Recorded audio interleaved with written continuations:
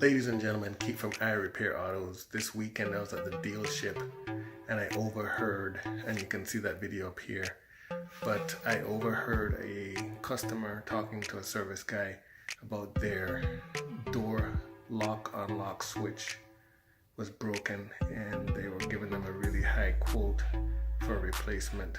Let me show you how to get that done easily on your Mercedes. Save a ton load of money. If you need the part number for your particular Mercedes, just message me. There are too many variations to post down below, so let's get started.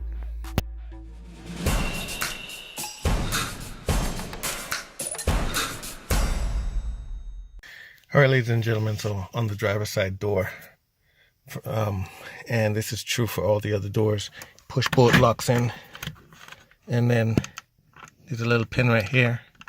You pull that out and that will bring out the whole switch. Now you don't have to take the whole door off.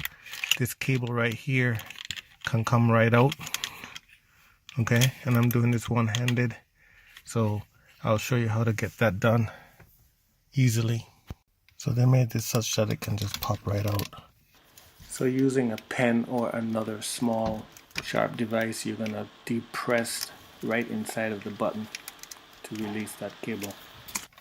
That should be all it takes to get it out, like that. This is the part. That little hole right here, you depress that with the pen or pin, getting the part out. Then you get your new replacement part and you're gonna put it back in. It only goes in one way, so you can't screw it up. See how it lines up? So to put it back in place, put it like this, slide it in. It's gonna click once it gets in place, just like that. When you're putting it back into the door, the unlock symbol is on top and the lock symbol is at the bottom.